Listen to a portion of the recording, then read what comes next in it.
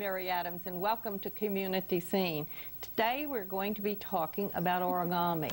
You may never have heard it, but you will be seeing it, and it is a very beautiful art form, an art form of paper folding. And my star guest and paper folder today is Dan Busha. Dan does this all over the place. He puts on exhibits, and his story of how he started into it, Dan, is kind of interesting. But first, let's meet your assistant. And one of your assistants is Nick Bialis. Is that right, Nick? Yes. And you are learning origami along with everything else in life? Yes. Mm-hmm. Wonderful. Thank you for coming with us. We're going to enjoy having you. And you brought your mom along, Julia Bialis? Yes. You have a pretty name. I have a granddaughter named Julia, so I think it's a beautiful name. But you are a cartoonist, a writer, a mom, a gardener. I keep busy. What is it that you don't do? Maybe we should go at it. I'm not an astronaut. I've never gone into deep space. She says she's not an astronaut. Yeah, I'm not an astronaut. But she's in kind of deep space anyway. I think the whole family is connected with an unusual Methodist church called the Porter Corners Methodist Church, and we were talking about the ministry there, and we'll talk about more of that a little bit later. But I don't want to take too much time away from Dan explaining to me what origami is. Origama, right? How do I pronounce it? It's pronounced origami. Origami is Japanese paper folding. Most of us have seen paper airplanes or paper hats as children, but this is a little more involved. This goes back about 1,000 years to Japanese monks picking small pieces of paper. The Chinese helped perfect paper, but the Japanese, shall we say, took the ball and ran with it. And they came up... paper and ran with it. Exactly. And they took a simple square of paper, and using a similar philosophy of the Japanese haiku, where you only have 17 syllables and you have to create a poem out of that, classically you take a square of paper and you have to create something just using a square of paper. Now recently, let's say in the past 50 years or so, origami has caught on very well in England and the United States through the help of people, a magician named Robert Harbin in England and a woman named Lillian Oppenheimer, who after a Japanese trip became very fascinated with origami and brought it over here. Lillian Oppenheimer helped found a place called the Friends of Origami, or which later became the Origami Society of the United States, or it's just called Origami USA. I belong to that society down in New York City, and it helps bring together international paper folders from all over the world, their own private designs, and allows them to publish them and display them. Now, I became involved with origami a few years ago, about 5 years ago. I was with Julia and her husband Robert and their boy Nicholas, who was only 3 at the time, at a Thanksgiving party. Now, someone had made a mistake of taking Nicholas's chair after he had gone up to the bathroom or something, and he came back and he was quite upset to see if someone was sitting in his chair. And a friend of mine made him a flapping bird. Sometimes people who don't know anything about origami will know how to make a paper hat or a water balloon or a flapping bird. And they made him a flapping bird, and he was running around with that for most of the evening, and he was quite happy with it. Now afterwards, after we'd all come home, he had asked his mother repeatedly, could you get Papa Dan to fold one of those, please? And eventually I tried to find some origami paper, and after folding for a few months, I realized there was a lot more out there than I had ever seen. And I started a small hobby, and eventually it grew to something of a small business, and I'm recently just taking that public, as in with brochures and cards and letting everybody know. Well, that's pretty exciting. Are you going to show us, you have put a display for us. Are you going to go over there and show us a little bit about it? Okay. Okay, I think just pull it out, straight out towards you. There you go. Okay, we'll wait here and watch while you show us what all this is. And listen, after a while, we're going to have a demonstration of how to do it, but we're going to do a little show and tell right now. Okay, where do I begin? I have many folds. I'll just start with basic stuff. Not everything needs to be made out of this special origami paper you can pick up in craft stores. Is that called, that's what it's called, origami paper? It's called origami paper. It's made by various companies. Does it have a certain texture to it, is that why it's the kind of paper you need? No, it's what makes it unique is it's pre-cut into squares, and it can have any kind of possible design on the front, and it's blank on the back. Okay. Some of them have what you would call duo paper, like yellow on one side, red on the other. If you wanted to have displays that would, like if you're folding a bird that had a red feathers and a yellow breast. Now, as I said, you don't necessarily need special origami paper. This is folded from 2 bills, a little jacket, a little pair of pants stuck in there. Well, as you had it before. And newspapers you could fold from, index cards.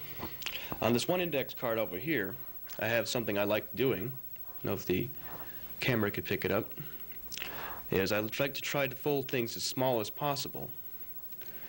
Once I've actually mastered a particular model, this is what is known as the classic Japanese paper crane. Here's a larger model. Oh my goodness, I don't have my glasses on, I can't see over there, so on that card are little paper cranes that look like that? Yeah, a little paper crane about the size of a penny. That's amazing, isn't it? Now, the paper crane is one of the first models that became widely known. And there's one story that's been told for the past 40 years. There was a young girl named Sadako. Well, I'll go back a little bit. Well, the Japanese legend says that if you fold 1,000 cranes and present it to the temple, your wish will come true. Now, a girl named Sadako was dying of cancer because she was one of the girls from Hiroshima. And she believed that if she folded 1,000 cranes and presented them to the temple, she would get well.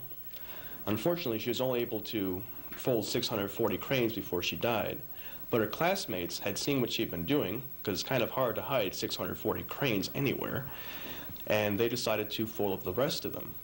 And that story became fairly well circulated, and right now on what is known as Peace Island, just near Hiroshima, there's an enormous statue of Sadako holding a crane aloft in her arms.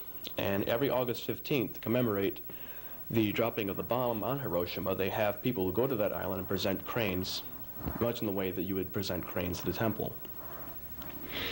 Now, I've been folding origami for a while. One of the things I like about it is that it can be almost a mail-order business with some models, such as this little rosette over here. You wouldn't think that you'd be able to send something like this in the mail without crushing it, but if there's a small trick to it, and you fold it flat. Imagine. And you can just open it up the way it was before.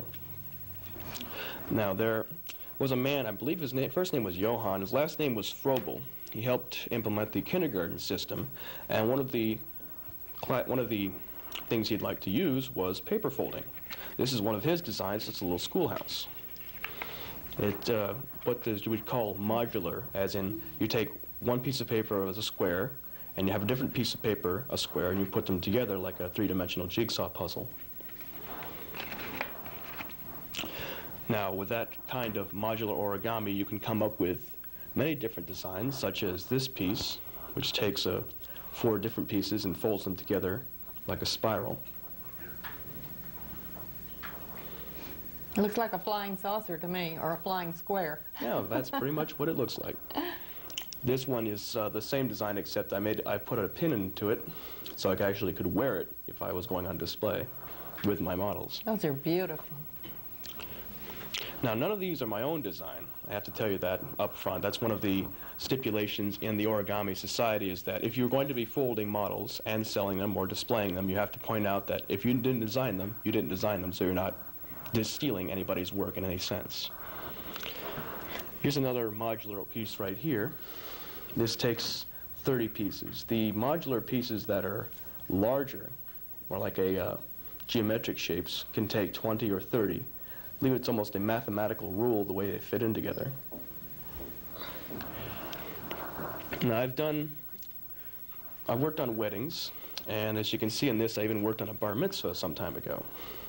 This is from one piece of paper as well as the Star of David. If I remember correctly, the boy in question, he had wanted Stars of David, and also, since lions figure in very much in Jewish stories, we made about several of these. I don't know if the camera can quite pick up the shine on it. One of the ways of preserving the pieces, because paper is porous and can absorb moisture from the air, and it can distort and fall apart unless it gets sprayed with some kind of a lacquer. So what I do with the pieces is I would spray them with a Krylon spray paint.